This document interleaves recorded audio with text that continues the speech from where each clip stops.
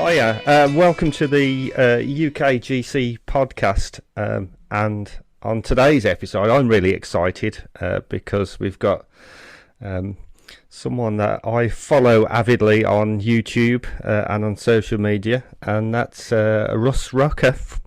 And I believe you're from, is it Missoula, Montana? Yeah, Missoula, Montana. Okay, so what I'm going to do is a very British thing and say, what is the weather like? Because that's all we really talk about in the UK. What's the weather like in Montana at the moment? It's this very second it's snowing. Oh, really? Yeah. It's we have a really delayed spring and it's gloomy and snowing, so Well, at a time of recording, previous to today, we have had a heck of a lot of rain here, but today has been glorious sunshine, and it's feeling very spring-like. So I hope you're jealous. I'm jealous of anywhere that's not snowing. Yeah. Right. Oh, so for anyone who doesn't know Path Less Pedaled, which is your website and YouTube channel, and I'm surprised if anyone listening doesn't know. Can you tell us a bit about it? How did it start? Yeah, so a lot of people might know us from the YouTube channel, but we've actually been online since at least 2009. We started a blog back then that's still up. It's not updated as often, but back then we sold everything and traveled by bike for 3 years. And then when we decided to settle down, we landed in Portland, did some production video work, and then it very slowly transitioned into YouTube. And now we have the YouTube channel. But prior to the YouTube, the blog, and also did a lot of freelance stuff for a couple of US cycling magazines. Okay, the connection is quite dodgy. I have to, again, if no one knows Path Less Pedaled, he is based in the States, as said. And what, 30 years ago, this wouldn't have been possible, actually speaking to someone across the Atlantic just on my laptop in my back bedroom. It is a miracle of modern technology, but has the limitations of the internet, so please bear with us. So can I ask what you gave up to go and cycle around the world? Pretty much everything. I mean, it was right at the start of the I don't know if you guys were affected by it, but just we figured we weren't missing out on any big boom, so it'd be a good time to live light. So we sold all our belongings. And just boiled everything down to what we could carry on bike, which was still actually surprisingly heavy. So that's quite a risky thing to do. Where did you start? What countries did you visit? It was we did a very long, slow loop around the U.S. and we would stay at places for sometimes a week, 2 weeks at a time. It was, for us, bicycling has always been kind of less about the biking and more about soaking in the experience. Yeah. So we spent a good long time in the States, and then we went to New Zealand and toured there for a couple months, and then with plans to go to Australia and beyond. But then by that time, we were actually really tired. Yeah. Yeah. So that was fun. That was kind of our compass, is that we keep doing things as long as it was fun, and it stopped being fun after a certain point. Yeah, yeah. So then you came back to the States, and did Path Less Pedal just sort of snowball from then? Or yeah, we kind of we stumbled into some video production work with the Oregon State Tourism Board. They're promoting cycling, and we were just a good fit, so landed a big contract. And then started to do produced video. I was behind the camera, you probably didn't see us in the pieces that we did, all into YouTube. and was this just promoting cycling to try and get more people on bikes, or was it for specific products? They were launching a big statewide program called the Oregon Scenic Bikeway, and it was a kind of a coalition between state parks, ODOT, the the kind of municipal like roadway jurisdiction, various chambers of commerce, and they had designated 13 of the most iconic rides within the state. Yeah. So we went out, rode them to kind of promote to promote each route. Okay, so it's pretty much what a lot of the sort of charities do in the UK, like Cycling UK. They try and promote different routes, and they get people to design the routes, and it gets published, and it just makes it easier for people to access either all of it or parts of it. But since the YouTube channel has sort of taken off, I know you do a lot of product reviews, but they're all sort of niche products. They're not sort of like mainstream. So I think you need to explain the ethos of Pathless Pedaled, because one of your hashtags is party pace, and that's the sort of thing that I try and follow with the UK Gravel Collective. But yeah, you explain it. Yeah, I came to cycling in a probably different way from most. Like, I wasn't a lifelong cyclist. I got into bikes because my truck died and I needed a way to get around. It was actually through that very kind of utilitarian and practical, mode of the bicycle that I fell in love with it. And only later did I get into touring and everything. Like, I didn't watch my first bicycle race until like a decade after. Cycling was completely foreign to me. So I've always come at cycling from that end. Bikes as a tool, bikes as a means for exploration.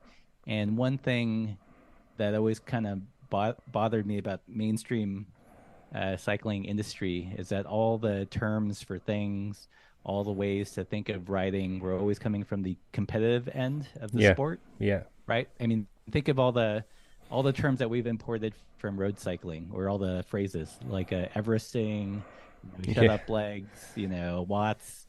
yeah, It's all from one very specific corner of the cycling world. And I wanted to come up with a phrase or always framed in this kind of hierarchical sense. So party pace seemed like the best word for to kind of describe this kind of writing where it didn't believe in the hierarchies. It was just for the sake of pleasure, and it was kind of divorced from competitive cycling. yeah, yeah. Well, I've definitely got one of your stickers on my bike that says "Party Pace," and I think whenever now we advertise a ride and we get people who've never been riding with us before, and they say, "Well, how fast is it? What's the average speed going to be?" And I'm like, "Well, we don't really have average speeds. It's just party pace. Yes. If you're climbing up a hill, we can chat to each other. We're not going to be totally out of breath, and it's definitely not about average speed. So yeah, as you say, non-competitive cycling. But you're also a big fan of sort of the alternative side of cycling. I know you have a big thing about alternative shape bars, like not specific drop bars, or yeah, I've watched endless videos of yours where you're like swapping bars. That must get a bit tedious. That's mostly what I do, actually. Yeah, I just have, I have a weird taste in things. Like, I like kind of unique products, especially from smaller brands. And part of it also is a little bit of a content strategy, because if you think of, the big cycling YouTube channels online, there's like GCN, and there's no way I'm going to out GCN the GCN, right? So I'm Yeah, just yeah, going to lean into my weirdness and do videos that, if they tried to do, it would just seem inauthentic or just not on brand for them. So things like, alt bars and friction shifters, activating a dropper with a down tube shifter. These are things I'm authentically interested in. And I know that's like it's it's not going to talk to like the masses, but for the people that appreciate that sensibility, you know, they really dig it. Yeah, yeah. Well, it's definitely made me find my 7-speed SIS Shimano thumb shifters out of the shed. And I remember now that I actually put them on a pair of drop bars, but I had to manipulate the metal clamp because it wouldn't fit over the diameter of the bar. So, yeah, it's yeah, definitely inspired lots of people, I think, to try different things.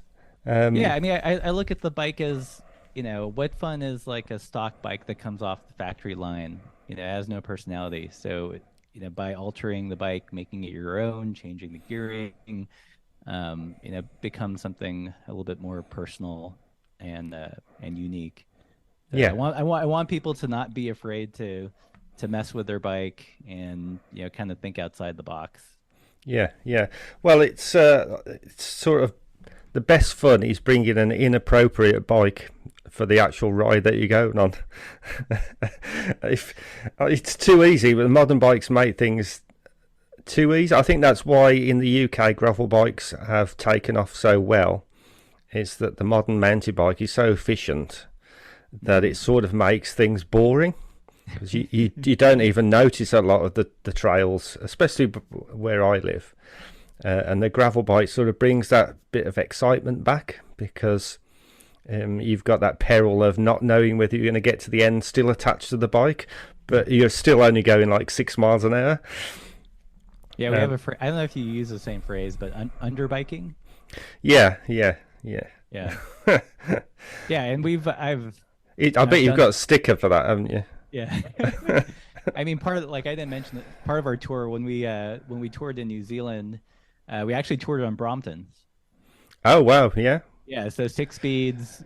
You know, we had a backpack literally strapped to the back of the saddles, resting on the rear carrier and wrapped around a dowel. You know, prior to that, like before we left, you know, I worked as a photographer and biked everywhere with a cargo bike carrying like, you know, 80 pounds of gear. So I appreciate doing weird things with weird bikes. yeah. Well, like you say, it's if you pick up your bike from the bike shop and it's a Trek or a Specialized, there are like 10,000 other people who've got exactly the same bike, aren't they? Yeah.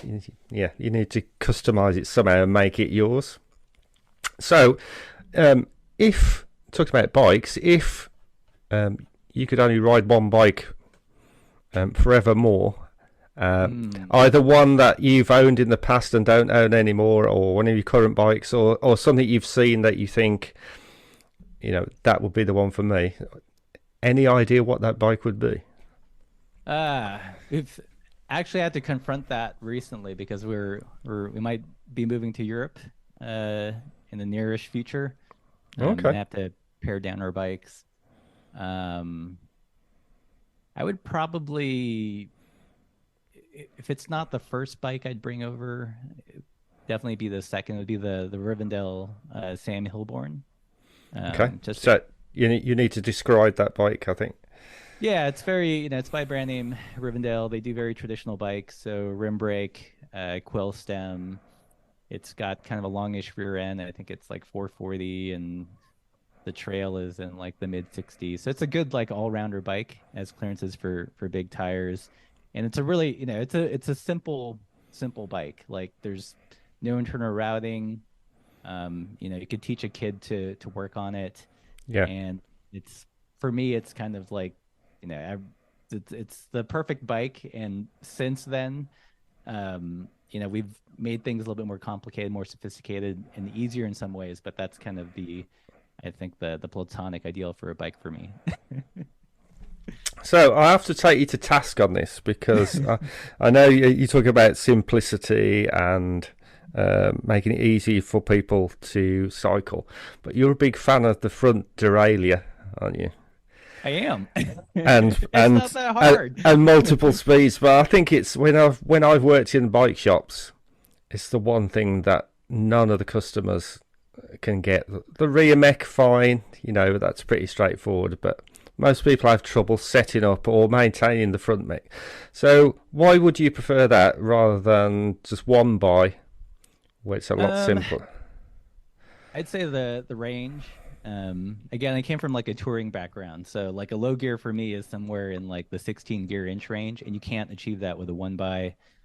I do think like the traditional compact road double, uh, that ratio isn't wide enough for it to at least to where it worked well for me for a two by. Like the kind of two by setup I'm an advocate for is a wide range double. So you have two very distinct ranges rather Yeah, than having to go back and forth. And I think that's where there's a lot of confusion because if you look at a 50-34, average rider is probably going to be hopping back and forth pretty yeah, but if you set it up with like a 40-26, you basically have, one ring that you're riding about 98% of the time. And then when you're carrying stuff and going up a mountain, you put into low gear, like high and low, like in a yeah, truck. yeah, Um, and I think when it's spaced further apart to have two distinct one by ranges, then I think more people can wrap their heads around it. But when it's so tight, like what we get with road doubles, and I can see the complication. And also setting that friction. Like I think that's another thing. yeah, definitely. Yeah, it's a lot easier if you're just micro adjusting it rather than relying on a set click. Yeah, yeah, I can see that. Yeah. Yeah, I mean, if you look at the one by, um, to get a lower gear, you either have to get a bigger cassette. So we're talking like 52, 54 tooth in the back, which is like absurd. Or yeah. you get Oh, I've got 1151 on my bike. yeah, I have 1151 too. And like I have, to climb the stuff we have here, I've got a 38 tooth chainring. But if I go any smaller, then I lose the high end. So it's always kind of this compromise, and that's where two by, you can go down to a 22 in the front. Yeah, yeah, Really need that low gear, or like I think probably the widest range I ever set up was a 46-24. And it shifted great. yeah. Yeah, well, it's yeah. At the moment, I've got 1151, and that's just running on a standard GRX rear mech, no extender, nothing. And the way the Shimano are listening, of course they're not. But I think the maximum range on that is something like 40. But yeah, it takes a 51, and I've had it It's on the bike. impressive. That's the GRX rear derailleur. Yeah, yeah, the one by 812, I think it is. Okay. And it's been on for 2 years now. It hasn't ripped itself apart or broken anything. So, and it doesn't seem to. Yeah, there's no premature chain wear either. But yeah, definitely, I've got 38 on the front as well, and the 1138 is quite low, especially if you're riding with people who've got a double on the front. Yeah, I mean, we did this one crazy. It was a lot of climbing, and for me to have enough low gears with a one by, I had to drop it down to 32. And once we were on the flats, I was spinning like a hamster wheel trying to get Yeah, over 20 miles per hour. But for there, I took that hit for to get up and over the mountains, and that's where the compromise is. I think most people will probably be fine, but I know personally for the rides I like to do, and I'm always carrying stuff. I need that wider range. yeah. Well, on that note, you're also quite well known for painting, Yep. and you take all your stuff out and fishing actually, and you do that by bike as well, don't you? Yeah. Again, I like to use the bike as a tool, and kind of as a means to get to, the other things I enjoy. So like fly fishing, I'll carry waders and a fishing net and go out to the local mountain streams. Or, recently I've really got into painting. So now I'm like dialing a small oil painting kit that I can carry with me out into the woods. So I'm very rarely not carrying stuff. Plus a YouTube channel, right? I've always got at least, one or two cameras, Yeah, maybe a tripod or something.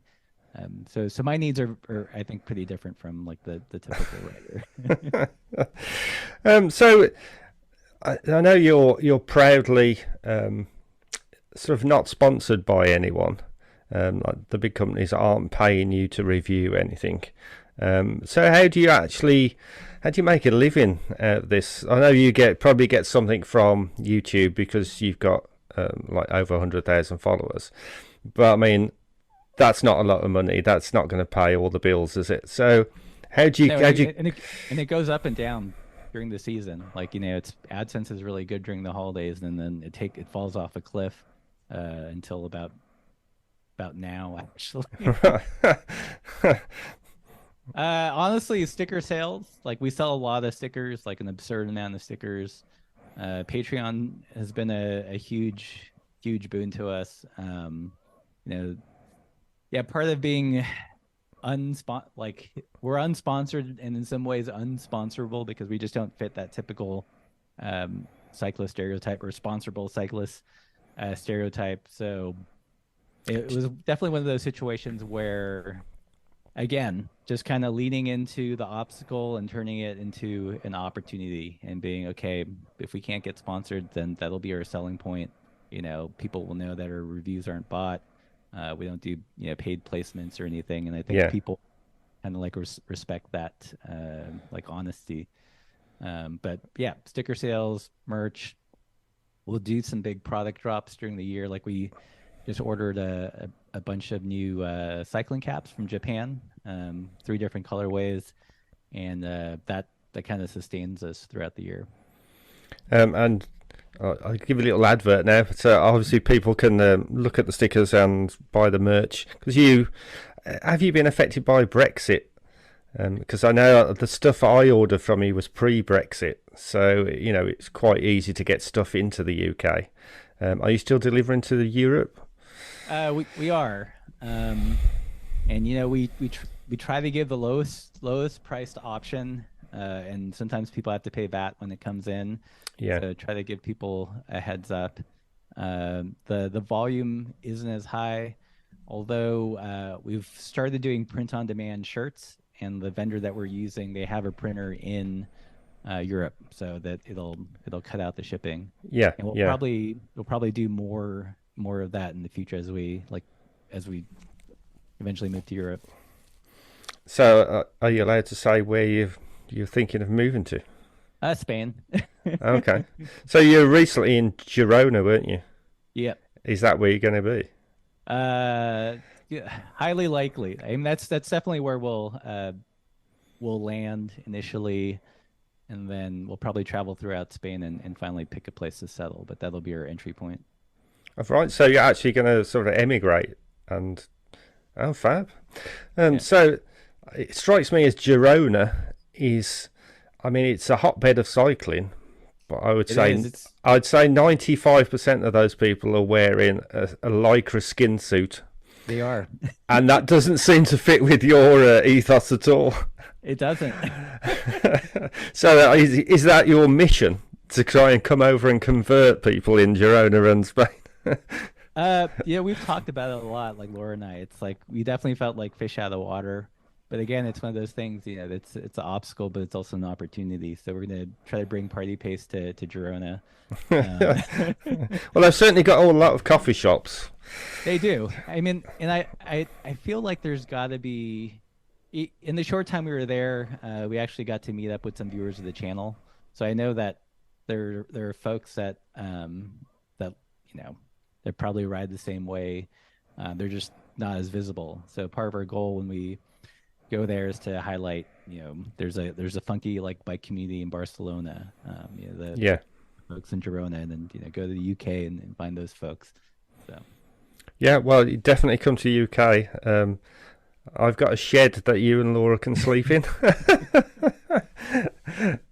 And yeah, I'm afraid the spare room is too small. Oh yeah, that's really exciting news. It's not going to. Yeah, actually, I'd sometimes I message Jack Luke from Bike Radar because I think he's kind of like the online presenter that I relate to the most in terms of like between Bike Radar and GCN. Yeah. And I had asked him, I was like, it seems like it's my perception that there's just not a whole lot of weirdo cycling. Yeah, well, it's a bit underground. Yeah. Yeah, it's definitely growing. I think gravel bikes has sort of brought that out to people, Yeah, for because sure. now before, you had to wear your baggy shorts, your full face helmet, and throw yourself off stuff on a mountain bike, or you were lycra, average speed, FTP, and there was no sort of, if there was a middle ground, it was quite odd people who were on touring bikes. Yeah. But now there's sort of a space where normal people can congregate. And I recently went on an organised gravel ride in my local bike shop, and speaking to people afterwards who had only ridden with road clubs, they said, "Is it always like that?" I was like, "What do you mean?" I said, "Well, like everyone stayed together, everyone chatted. Someone had a problem, and we stopped and we helped them out. You just didn't get dropped to get left on your own." He Right. said, "People off road, someone went ahead and opened the gate." He said, and then you went through, and then it was your turn to open the gate. He said that wouldn't happen on a club ride. It's like if you can't keep up, that's it. That's goodbye. And it is a sort of like a family almost. Hmm. I don't know. Is it like that in the States? Because a lot of the stuff we see about US gravel bikes is just racing, and I know there's lots of contention about drafting, and it doesn't really interest me. But apart from your channel, there is a lot of other channels that sort of match the feeling that we have in the UK. I don't know whether you'd agree with that. I'd agree. I mean, I feel like, I mean, the issue is that, when people think gravel, it tends to all siphon down to like those premier gravel events, like, Unbound, Yeah, events like that. So if you do gravel, that, and unfortunately, gravel races is also is taking the place of like just mixed terrain riding. But there are like small pockets of people that do, just mixed terrain rides, similar to Rough Stuff Fellowship, um, where it's not organized and it's kind of goofy. It's not big miles, but you're doing kind of dumb and silly things on bike. But again, it just doesn't, it doesn't get the sponsorship money. It doesn't get the media play. yeah, Um, and that's wrong, isn't it? Because it's a massive untapped market. And I know that Specialized were sort of sponsoring, in inverted commas, ordinary people. right. People that didn't actually race. They were supposed to inspire other Yeah, and people to ride, and they've sort of dropped that, which I think is a huge mhm. mistake, really. Yeah, like I don't, I feel like brands sponsor athletes, because that's how it's always been done. But Yeah, if you, I can't name a professional mountain biker, but I know Seth from Seth's Bike Hacks, right? I feel like they're missing out on a huge opportunity looking at, maybe I'm a little bit biased being a YouTuber, but, athletes, they interact, they get their play like during an event or a season, but people like myself, like Seth, we're reaching people, 2, 3 times a week all year long. yeah. And I feel like people have a more like authentic connection with, non-racers that are constantly pushing out content rather than someone that podiums like once or twice a year. So going back to YouTube, I've got a little YouTube channel which has currently got nearly 800 subscribers. Don't laugh. Everyone starts. And I'm always astounded.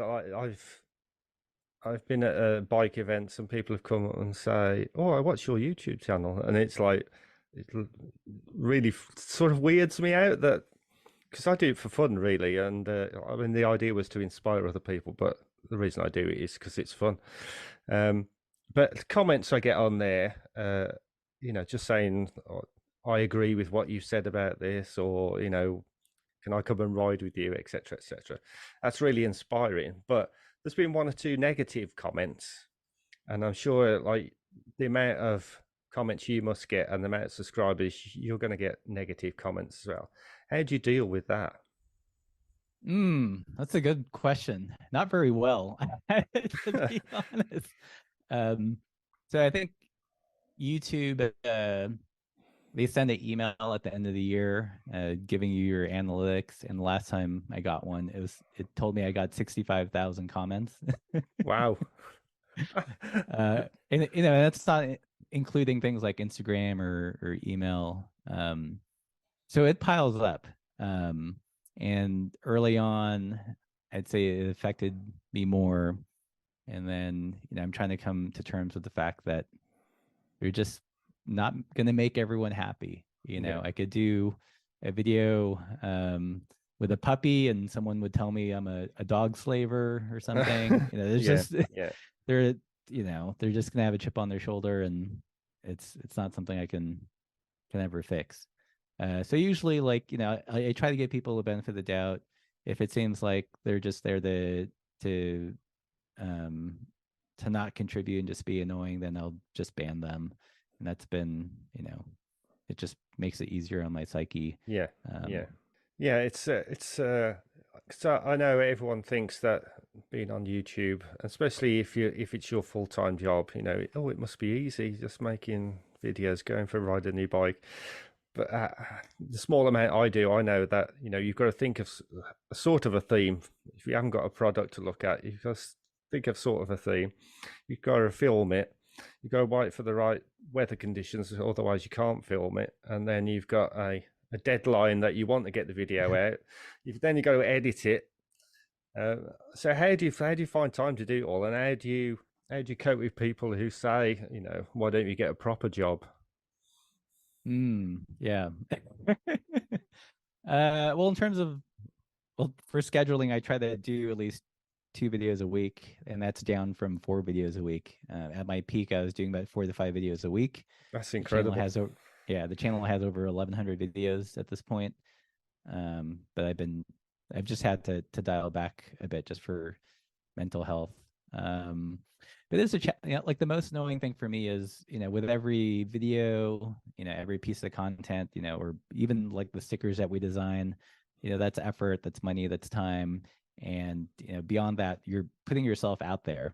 And, someone has just the easy convenience of, like, shit posting anonymously without Yeah, having done anything. yeah, So that's the most, like, aggravating part for me. Um, but again, I try to I try to remember who I'm making the videos for and why, and that kind of keeps me sane mostly.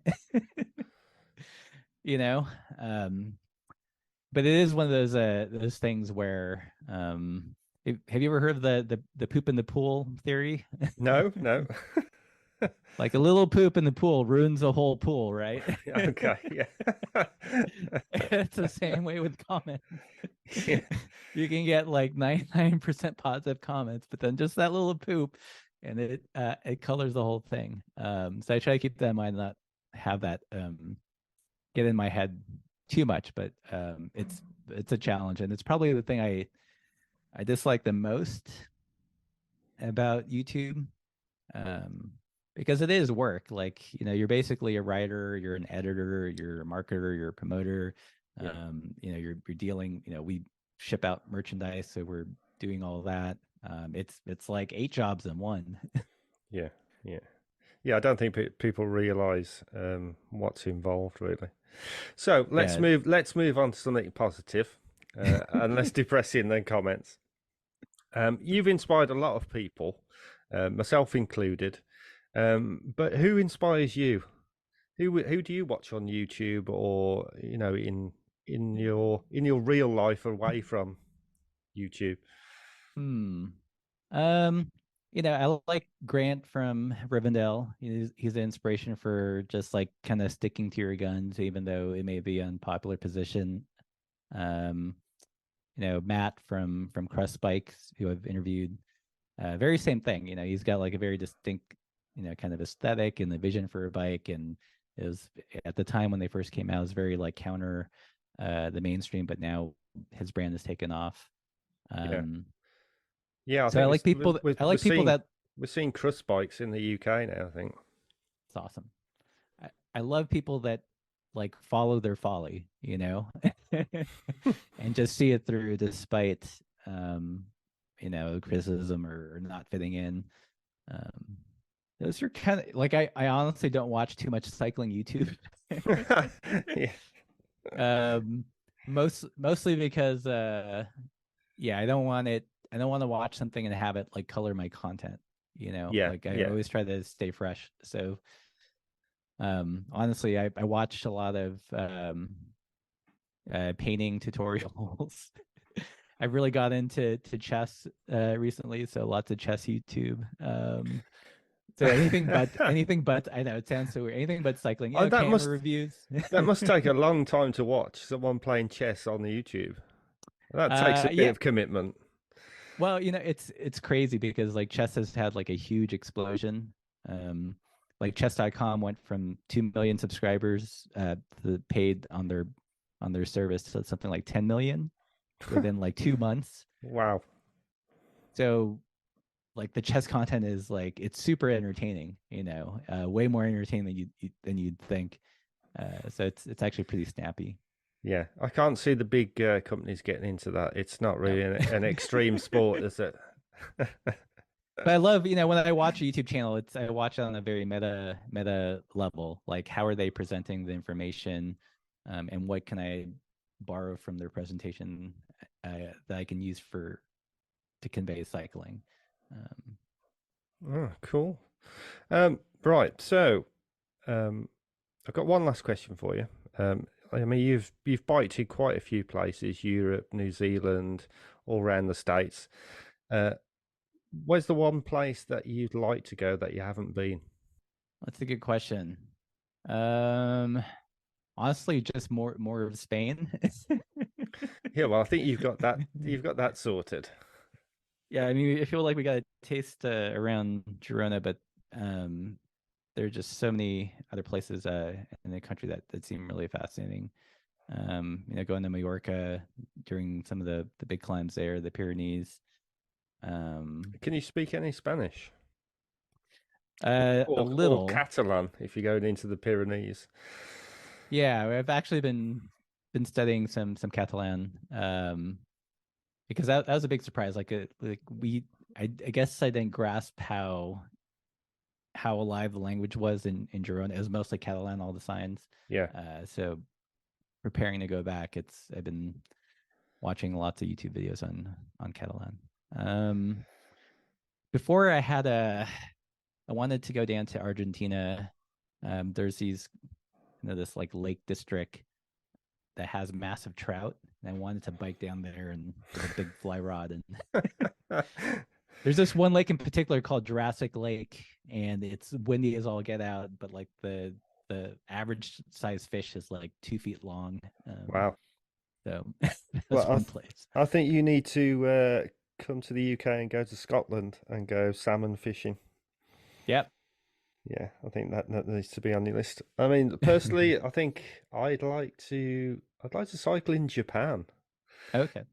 Because of when I worked in the bike shop, we had a customer who lived in Japan, and he came back he was a teacher, so when they had their summer break, he'd come home to see his parents, and he'd tell us tales of bike touring around Japan, um, and especially sort of wild camping, which is very frowned upon apparently in Japan. So he had to sort of do it right under the radar, down Mhm. to the setting an alarm when if he slept in a bus stop, because he knew that if he was there when the bus turned up, he'd get arrested.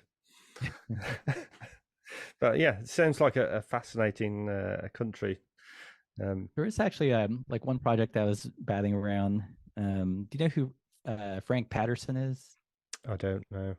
He's a old British illustrator, and his motifs were cycle touring. Like all his like figures had like, you know, carrot ice bags and everything. Yeah, I think he illustrated for CTC, and I wanted to have the notion of like going to some of the places that he made illustrations and but make paintings yeah. and do this kind of like, you know, painting Patterson tour, because all the stuff was just you know, Sort of, line art. yeah, sort of recreating it in paint. Yeah. Yeah. I've just recently done a podcast that it's not been published yet, with Chris from Smithy Bikes or Smithy Frameworks. So he builds bikes from scratch, but he also builds bikes called the Flying Gate. I Oh, don't know if you heard of that.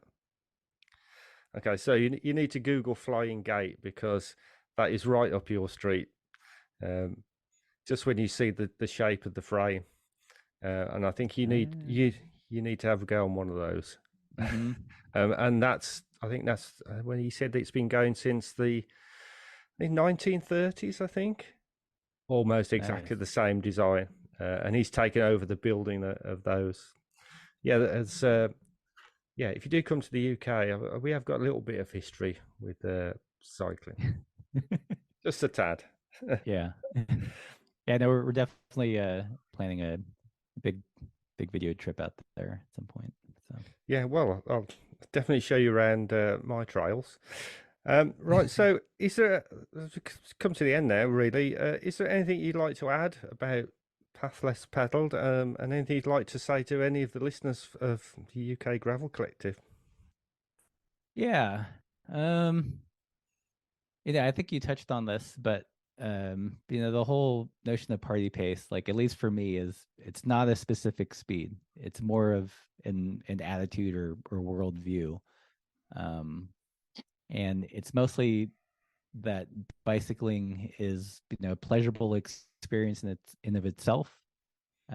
Like a good kind of metaphor would be, I liken it to a barbecue with friends as opposed to like a competitive eating contest, right? The goal isn't to be the fastest or to eat the most or to do the thing because of some vague metric, but it's to enjoy the experience.